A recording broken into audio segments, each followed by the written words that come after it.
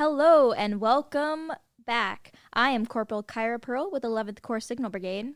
I'm Samantha Farlow with the Garrison Public Affairs Office. And I am Specialist Garrett Dacko with 11th Corps Signal Brigade. And you're listening to Fort Hood's Great Big Podcast.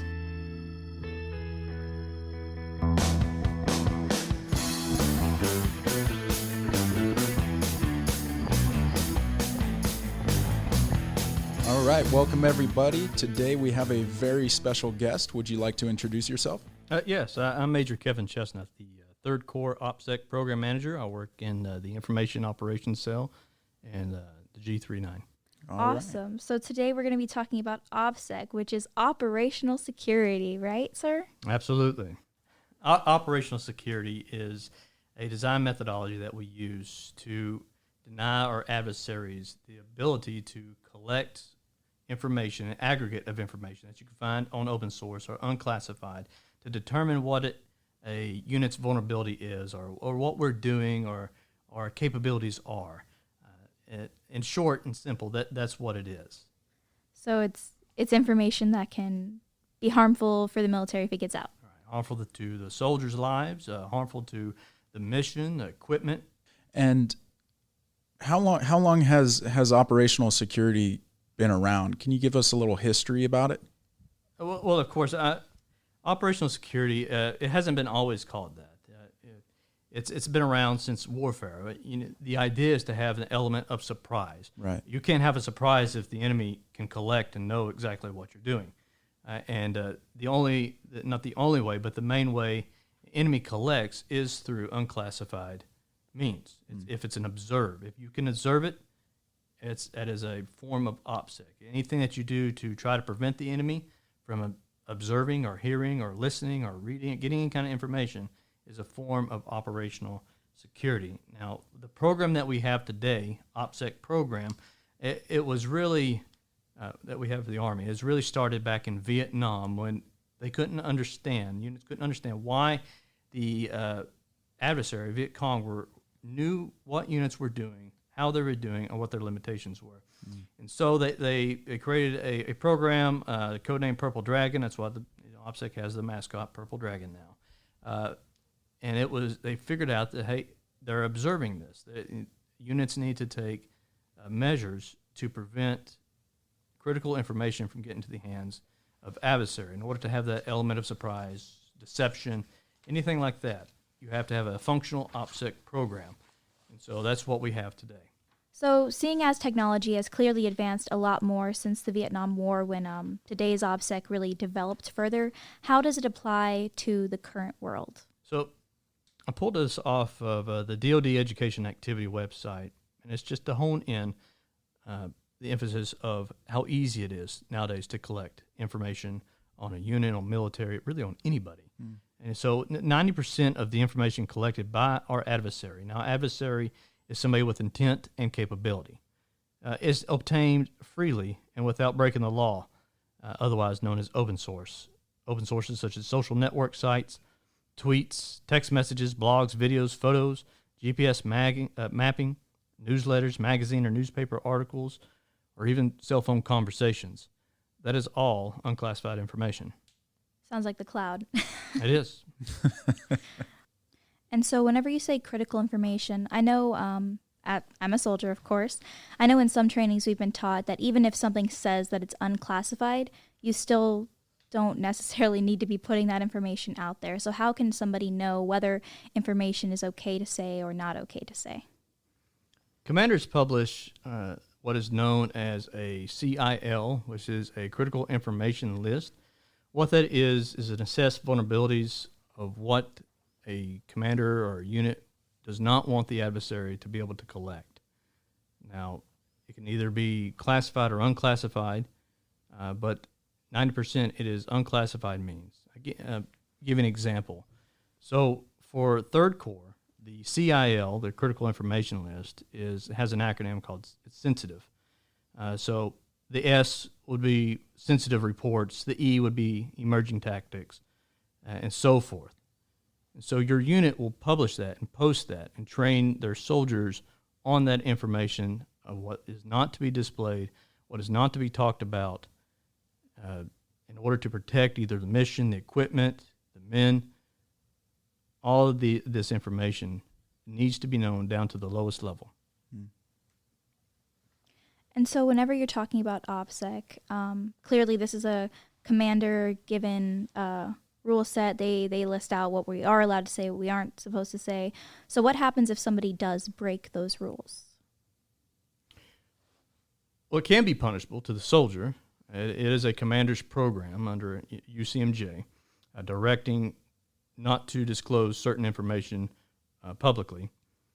Now, there are we do analyze the risk of what, if something is let out, what is the risk of this information to us? And those, usually it's a retrain, or it's some kind of assessment of counseling. If it is a spouse that releases this information, that too would request this spouse to take it down. But soldiers are not held accountable for family members releasing critical information. Does that answer your question? Yes, it does. Okay. And of course, while soldiers are not held accountable for their family members releasing any sensitive information, this information, if used by our adversaries, would end in people getting hurt or the mission failing or potentially dying. So, of course, regardless whether you're specifically held accountable, it doesn't mean that you shouldn't follow the rules of. Absolutely. So, sir, I know you were saying social media is a big asset for some of our adversaries to gain information. Can you kind of dive into that a little bit more, how they may do that? Well, it is an aggregation of information. It's a collection of puzzle pieces to put the picture together. And so with that, there's multiple tools out there that's open source, that's internet, that's available to everybody, that you can use to put that information together. I have a couple examples, if you may. Oh, please. You can track all aircraft, military aircraft too, on open source, and typically what they can do and where they're going. Wow. When you put a picture online, it has what's called metadata. Not only can you see what's in the picture, you can pull information out of that, but there's also what's called metadata. It gives you who took the picture, what time, the location the picture was taken from. A little bit of satire for this is you can Google, "I know where your cat lives."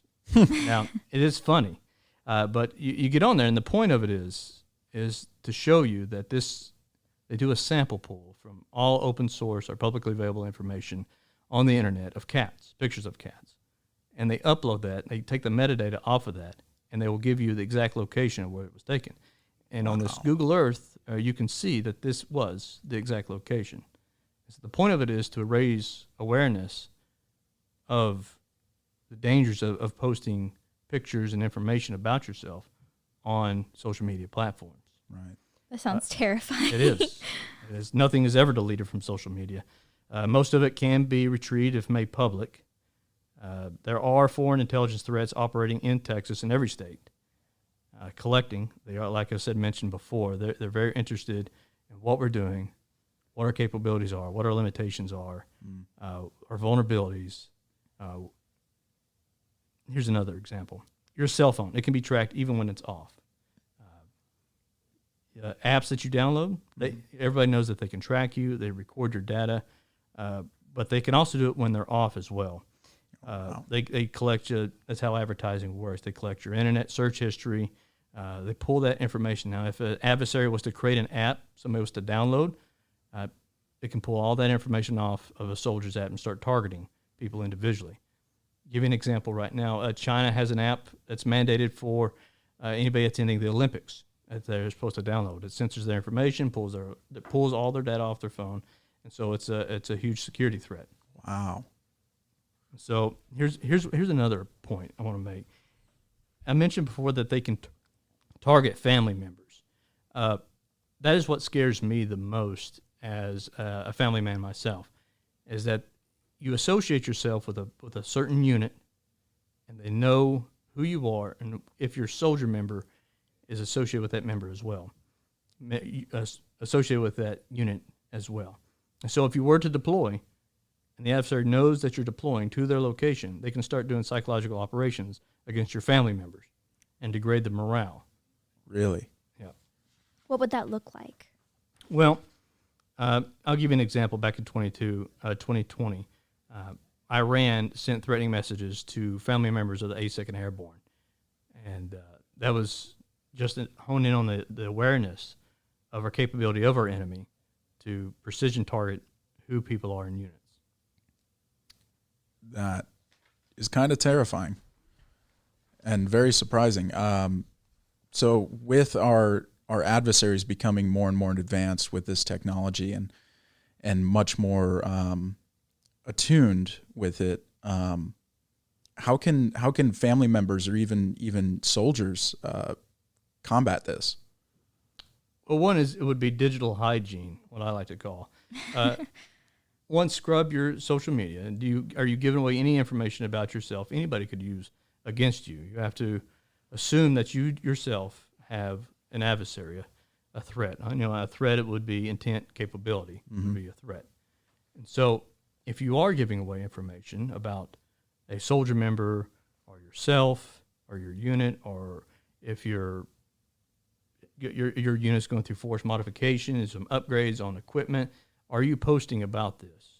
I know you may be proud of your spouse or proud of what you're doing and want to share that information, but it can lead to severe consequences. And so scrub your social media.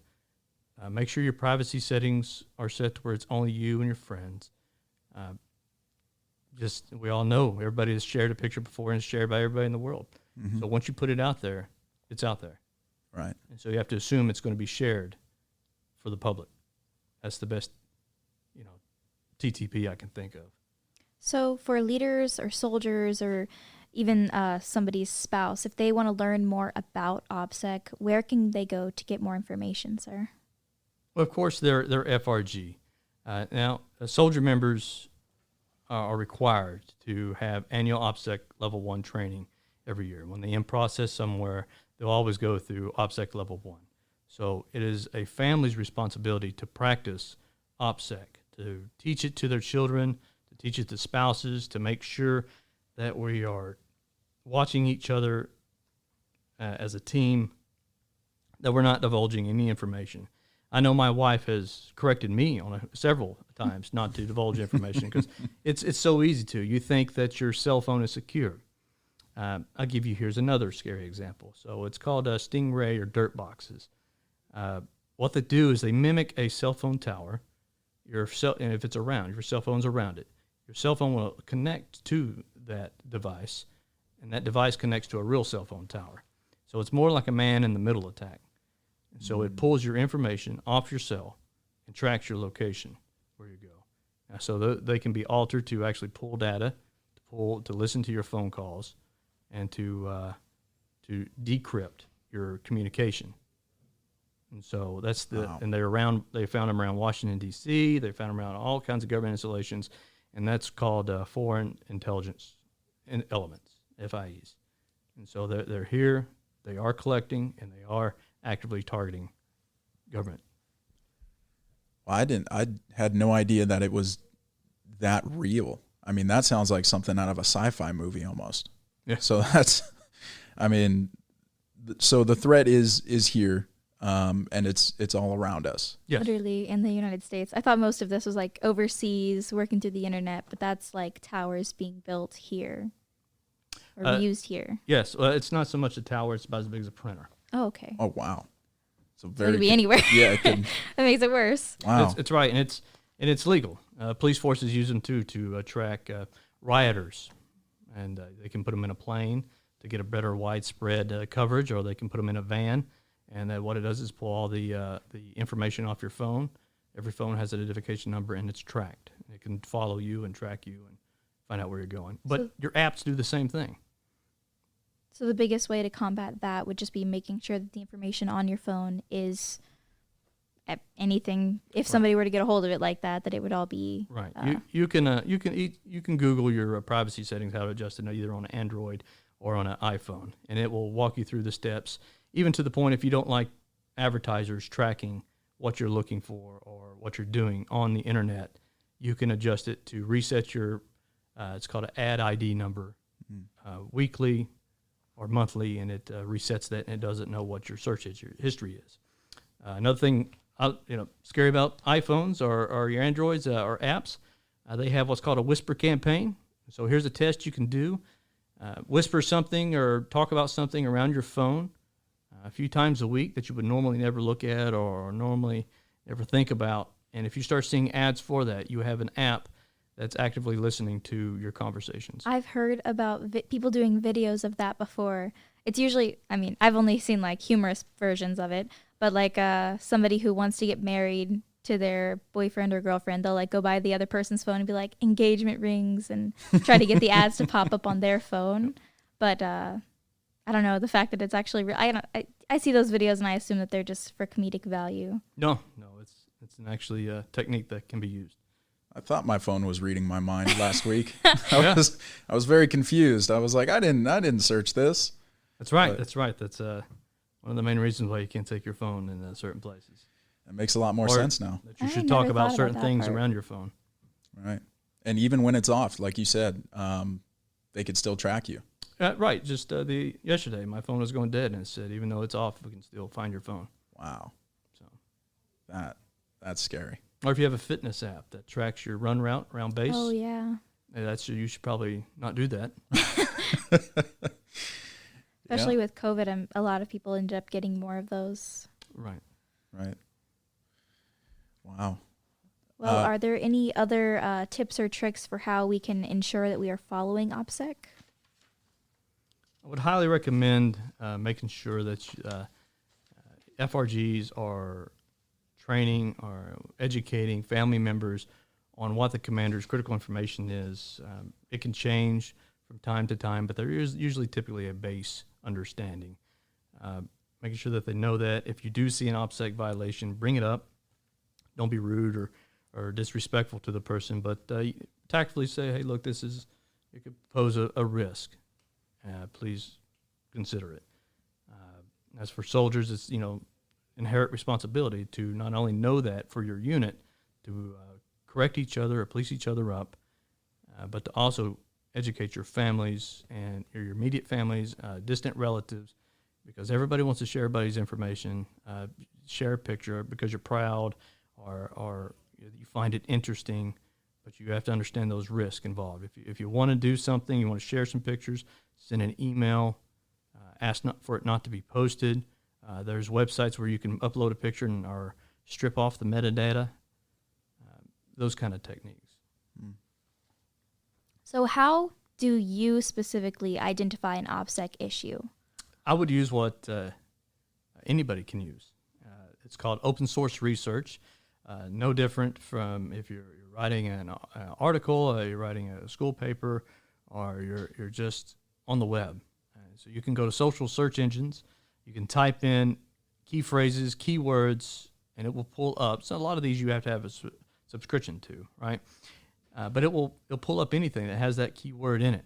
And so you have to scour the internet looking for any OPSEC violations or disclosures. So you too can even try it at home. I like to use, if you just type in social search engines and give it a try, see if your name comes up. I just want to clarify that I'm not doing this. No U.S. government employee can Google somebody's name, but you can do it on your own just as a test. Just want to make sure I clarify. No worries, Thank you, sir. All right. Well, I will. Whether the average soldier or family member is purposely looking for it, or if they just happen to come across something that they see as an OPSEC issue, who could they contact at Fort Hood in order to report that issue, assuming that they weren't able to just message the person directly or try to solve the issue on a lower level? Absolutely. They can contact their unit FRG leader. If you're a soldier member, you can contact your frontline supervisor. Bring it up to every battalion and above has an OPSEC officer that's designated as a duty. You can even call me if you want. My number is 254-288-6291, or you can send me an email at kevin.chestnut.mill@army.mil. There's no T in middle of chestnut, so it can confuse you. And then could you repeat that phone number one more time? Right. It's 254-288-6291. Thank you so much for coming and talking with us today, sir. It has been such an informational interview. I'm sure that the audience is very excited for the info. Absolutely. It's a pleasure being here. Thank you for having me. Thank you, sir.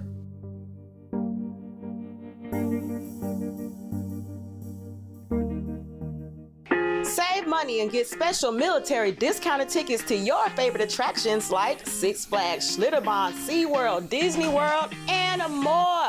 Stop by our Leisure Travel Services office located right here on post to get those tickets. For more information, go to our website at hood.armymwr.com. Have fun!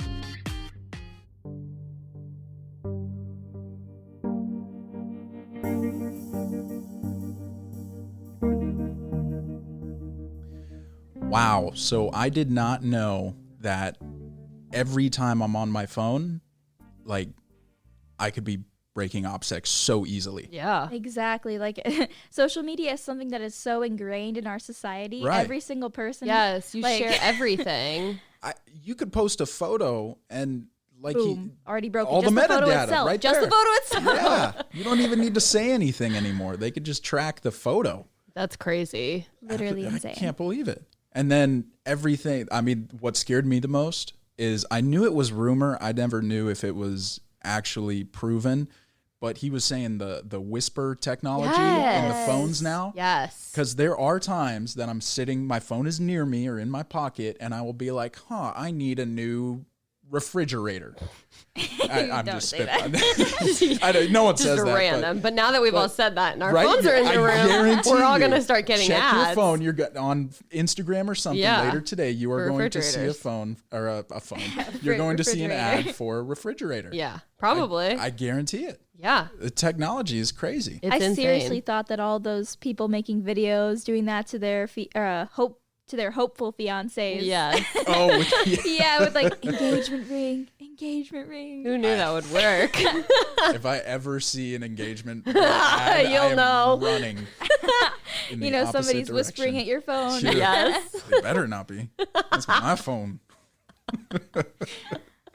But they did Oh, he did give goodness. some great mitigation methods for how Yeah. we can stop our phones from collecting so much data or reset it every week or every month. So I honestly think it was a very informational interview. Absolutely. I would agree with that. I definitely agree. And speaking of informational, today is the last episode of this month, which means we are starting our new segment. Ooh, Traveling Soldier. Yes. We have someone here with us. Would you like to introduce yourself? Oh my gosh, hi. It's Hello. it's me again. It's Blair from the Sentinel. Hi, Blair from the Sentinel. Hi. So can somebody give me a quick refresher for anyone who wasn't in our last episode? What is Traveling Soldier? So basically what we do, and we kind of share the load as a staff. We go to different places in Texas, different kind of like tourist attractions, and kind of just tell y'all about it in an article. Okay, so it's just like locations that you can go to in our Texas area Yeah. in your free time. With Yeah. your family, for Yes. fun. Okay, Yeah. cool. Traveling soldier, like what you would do as a soldier, and people who may not be soldiers but We're here. are here, things you could do in the area. Yeah. Just fun activities. Yes.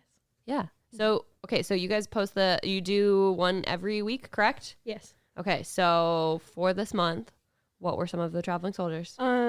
We had the Dr. Pepper Museum in Waco, Ooh. downtown Belton, Okay. and the Texas Ranger Museum in Waco also. Wow. Yes. Great choice. Yes. There's a downtown Belton. Yes, there is. Well, downtown Colleen, it doesn't. Where I'm from, It's not the downtown is a same. lot nicer. Yes. Right. So it's Downtown kind of like a Belton is nice. letdown. Yeah, but yeah. another city has a better downtown. Yes. Yes, I need to check it out. Yes. I went to college in Belton, so yeah, downtown Belton's got great places. Okay, cool. What was your favorite from this month? Our design editor Chris Hawks actually went and wrote the article.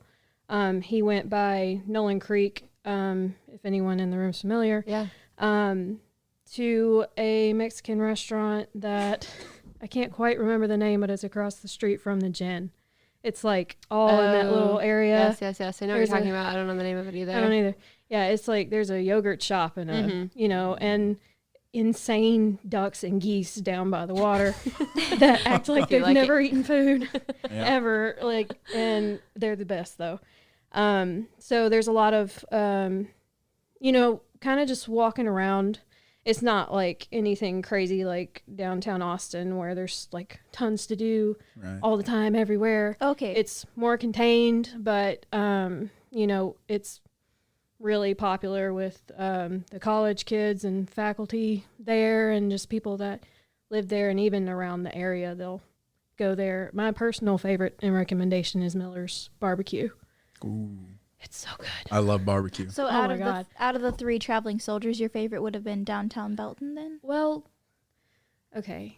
The Dr. Pepper Museum was covered by a former living editor, Megan Skipper. So I've been there before, but it's been a little while. But I found it interesting because, growing up in Texas, all you hear is like, hey, let's go get a Coke. Or like, no, we're going to go get a Dr. Pepper. Oh, like, really? it's not, yes. I had no idea. like- They're crazy about the stuff. I didn't know Yeah. that. I Wow. call all soda Coke.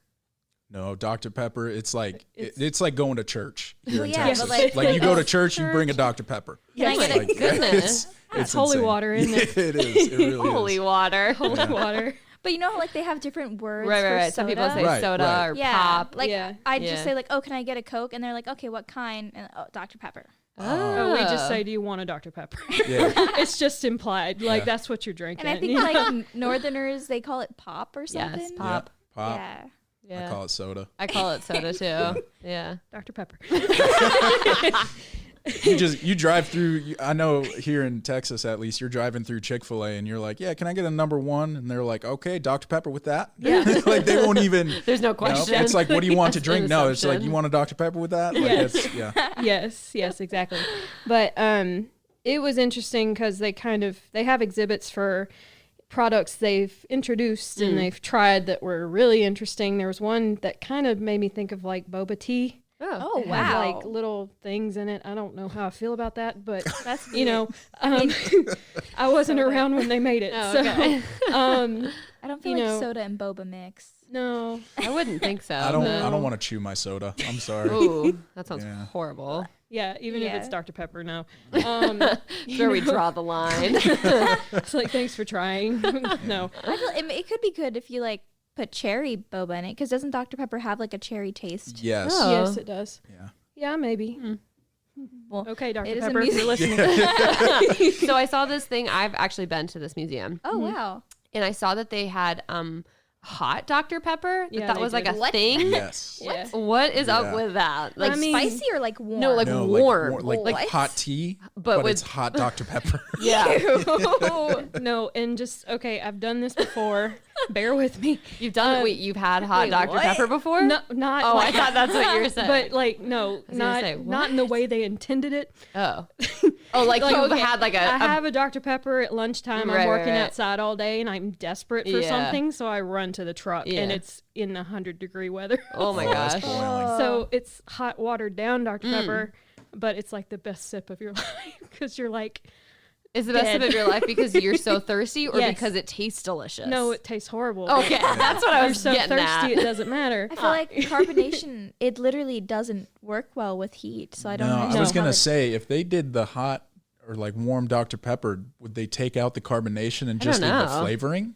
Because at that point it's just like a hot cherry tea almost. Yeah. Right? Or Yeah. something like that. I don't know, soda, honestly. Soda flavored tea. Yeah, it's, but soda is naturally carbonated. But if It you take out the is? carbonation, well, I thought they added in stuff to make it. well, no, like carbonated. I'm just if you're drinking soda, Like if you open a 99% of the time that soda will be carbonated. Like what I'm, yeah. So Ugh, that just sounds gross. it doesn't right? it? Not Yeah. like Yeah. imagine drinking non-carbonated Sprite, Ugh. No thank right? Ugh. It's the carbonation that makes it. It really Yeah. is. Yeah. Yeah, like, and it was interesting because they also kind of dive into the history of the company and how it got started and how much, like, they had to change how they made it at one point because people depended on it as like a part of their diet. Oh, no. So like Gosh. they had to up the sugar or something in it. Yeah, it was. I don't know why it was like this, but yeah, What? they, and it's, and again, I haven't been in a while, so I'm sure they say why and all of that, and I think it had to do with like the Great Depression or World War, one of the World Wars. I don't remember, but like, sorry, the it's really interesting because, there's, a little bit of that history. And then, as a company, stuff they've done, and me as a business major in college, like I understood that a little more. Yeah. So, that's what made that interesting for me. And then when you're done, you get a soda jerk. Is that what they were called, Sam? Yes. Yes, I they think so, yes. make you a fresh one. Yes. Yeah. What's a soda jerk? They It's like what they called the people, like your bartender, but for sodas. Yes. Oh, that That's sounds what- really cool. yeah. It reminds me of Somebody who's how, like a making it 50s fresh. Yeah, yeah, yeah. Yeah, like So, a if- 50s little diner type Yes. thing. That's so cool. Yeah, so somebody actually like puts the carbonation in it. They like make the syrup fresh. Yes. And then, so do you have any information? What was the third traveler again? The other one in Texas Ranger Hall of Fame. yes, that one. Yes. It is situated right next to the Baylor University campus. I think we could see, if I remember right, the McLean Stadium was like right across the way. And it's a very impressive stadium. I just want to say that. but it Maybe do a traveling soldier on that. yeah, just go to the stadium. Go see the stadium too. Yeah. But they kind of just dive into the history of the Texas Rangers, how they got started, and then kind of how it impacted pop culture. And they have a wall where they have current Rangers all have their picture hung up on this like huge wall. I think there's like a couple hundred of them now. Wow. They started off, I think, with 10 people. Wow. Yeah, That's so, crazy. it was interesting. It's a little more reading heavy. So just know So that. not for you. Believe it or not, I've actually been. Oh Yes. my! Wow. Because I do love history. Oh, that makes sense. Yeah. And also, I kind of, Texas Ranger. I had to. But I went with my grandfather, and it was amazing. I did not expect, because I knew nothing about the Texas Rangers going in. I was like, oh, yeah, baseball. But It's a baseball So team. close. yeah, that's what the baseball team's named after. I'm in is the army. Texas If I hear Rangers. Ranger, I'm just assuming it's like Oh, military. you're wrong. no. Maybe we should clarify what Yeah, the we've heck got is like a 3 Texas different variations Yeah. already. Yes. Is that why there's a sports field next to it? What was the stadium for? So that's Oh. that's Football, okay. Baylor's football. That's a stadium. it's a college football stadium. Okay. Yeah. Okay, so someone clarify what a Texas Ranger is and what the museum is about. They so that people are not confused. it was really nicely worded in my article, and I don't have it on me. But Yeah. so just bear with me. Basically, they're like they're with the Department of Public Safety, and they do investigations. We're talking, big crime investigations. So like Oh, like cops. police people. Yes, police, Yes. but a little different. Yes. Okay, that's cool. So they kind of do a little bit of everything, and they have jurisdiction. I think everywhere in the state of Texas. Yeah. Yes. I think that's right. Okay. Good. Where did I get the idea that this was a team? Oh, It's, because uh, it's a baseball team. So the baseball team, the Texas Rangers, is a Yes. baseball team Named after. named after Oh. the famous Texas I was so Rangers. confused when you said that. I thought that the whole thing was about baseball. No, no, no, I was like, sorry. wait a minute. This is why we clarify. Yes, Yes, clarification is key.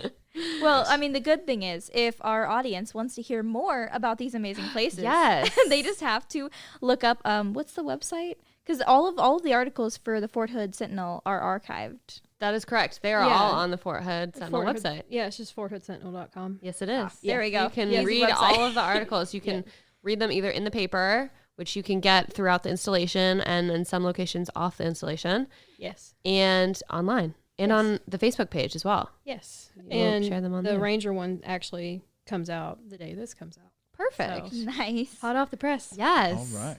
But no, yeah, I've used it before, just like trying to figure out ideas for what should I do this weekend. I'll like go look through the archives of previous traveling soldiers just to see what like piques my interest. So it's a really good source. It is. It's a great resource for people, especially people who are new to the area, Yes. who don't know what is happening here, because there's so much to do. It can be kind of overwhelming to like find a jumping off spot. Yes. When I first came to Fort Hood, when I first came to Fort Hood, I'm still fairly new within a year. But you have Dallas so close, Austin even closer, big, Baylor right in Waco. You have so much there with the school. It is very overwhelming. Yeah. I had no idea what to do the first 6 months I was here because I was like, I don't know. Yeah. So check out these articles.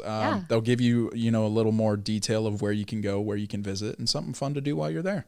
Absolutely. Yeah, and we try to hit places that are close that you wouldn't, maybe typically hear of, or, because all these bigger attractions are, a little more marketed. But, Yeah. there's nice like walking trails around here, and if you're into photography, those are good photography spots. And there's a lot. And I lived here for 4 years in college, and then started this job and found out even more. Yeah. About the area. So it has a lot to offer. It's just, you gotta Honestly, take it one step at a time. Maybe That's just because right. I'm from a small town, but we have so many things that we can do here compared to other places that I've been to. Like, I don't know. I think that it's a great location. Yeah. Like, we're literally in the center of so many different places. But even just in Killeen, like, I never would have found a boba shop back home. Like, to just Yeah. go get fancy weird tea from other places. Weird tea.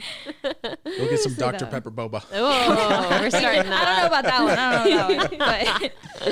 But no, yeah, Oh, it's a great goodness. resource. Yeah, absolutely. Well, Blair, we want to say thank you for coming on with us. Thank you Yeah. for sharing all this information. Very appreciated. Yes, we're problem. looking forward to seeing you in Every month. every month. That is Every correct. single month. Oh, Twice no. a month, actually. Oh, yeah. Yay. But yeah, so if you don't want to read an article, you can just join Yes. us at the end of every month where we Absolutely. recap all of the traveling I soldiers. don't know if I Yes. talk better than I write, so You did great. I'll try my hardest. Absolutely. And be sure if you guys do, for those listening, if you do go to any of these activities, write in and let us know. Yes, please. Yes, we would love to hear it. Well, I think that's really all we've got for this episode.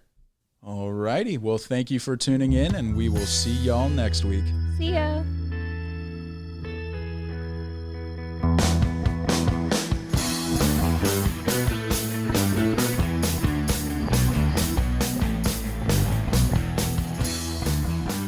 This podcast is a U.S. Army Garrison Fort Hood and Fort Hood Public Affairs production. The show's theme music is written and produced by Delicious All Stars. All our music is obtained through Filter by Song Trader. Have a question or want to share some insights with us? Email us at forthoodpao@gmail.com. You can follow us on Facebook, Instagram, and Twitter at USAG Fort Hood. And as always, be sure to leave a review and subscribe wherever you listen to podcasts.